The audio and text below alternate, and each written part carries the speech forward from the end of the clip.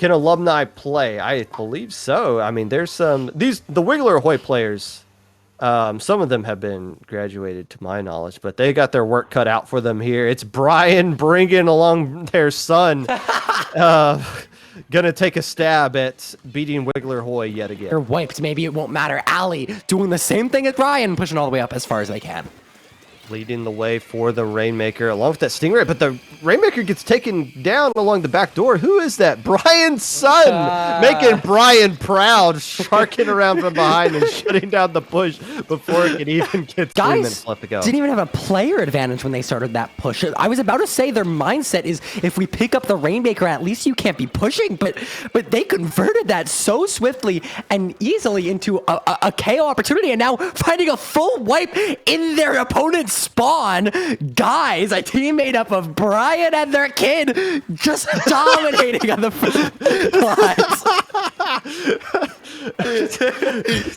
The great father-son duo. You love to see it in competitive Splatoon. But yeah, hey, just grab the Rainmaker. The splats are going to come later. For Team Guys, you did beat this team earlier, just 2 rounds ago. You're undefeated on the day. 4-0, 5-0, I should say. You can't be losing with your son in tow either. You know, how can you look your son in the eye if you don't win this tournament right here? As we do see the same comp basically coming back out, basically from both teams here. I don't see anything majorly different from either. These penalty points being erased right here, and only Armor the only thing. Well, actually, Stingray, or Inkjet, I should say, as well, on line for Wiggler Ahoy's. They tried to make something happen here, get some picks, and they do take care of one player. But Brian's son making their dad proud, taking care of a couple of Wiggler Ahoy players themselves, as Ali stuck in this awkward spot, combined with Soren able to get a splat and landing on the zone. Will it be enough to cap the zones altogether? It looks like the answer is yes. So finally, a lot of penalty points put on there, but 27 remaining. That is a winnable score. Great distraction for V to slip in back through the front door, but Whack-A-Mole is being played right now. And Brian able to come back in, but the barrier closes back up. Wow, Wiggler Ahoy is lucky to still be in this one because guys are cooking right now, and they're just throwing a lot at Wiggler Ahoy, and the Wiggler's really struggling to start whacking all these moles that are popping up. And as soon as they take care of one, another one just shows right back up again. Oh, this could be a KO right here. Clams to win, and Brian finds the pick. Now they just need to find 2 more clams, and the lucky spawn. That's going to do it. Guys, tie this at 2-2. We're going to a game 5. Brian, please name your son.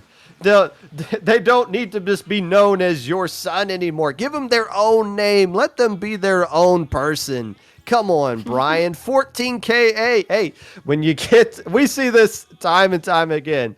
When it gets down to tournament point, that's when you see the K-Gal start to come out, and Brian's son was able to dominate. Their jump coming in now. They need to set up for this lockout if they want to take this game, but they're struggling to stay alive. Right as I say that, going down to a 2v1 in their tree, and it's Brian taking zone, I think with their son. No, that's V, and they're going to be able to take some space, get the zone back in their color here, and well, maybe not keep the player advantage and maybe force it back up. I stand corrected.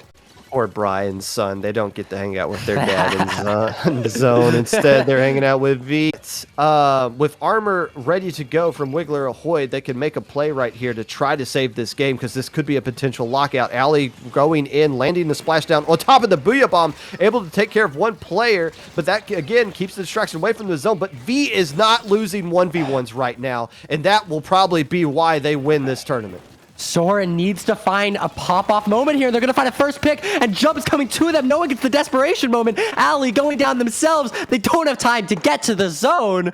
Guys, in a 3-2 manner in Game 5, win the whole thing, stopping Wiggler Ahoy dead in their tracks from a near perfect day.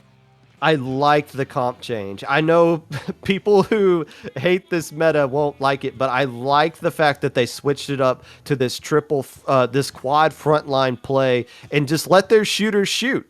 Brian's son dominating the last game. This time V picking up the slack and dominating this one to close out the tournament. But taking the aggression, taking the fight to Wiggler Ahoy, that little bit of adjustment style from game 5 into 4 from 3 into 4 and 5 is the difference in why.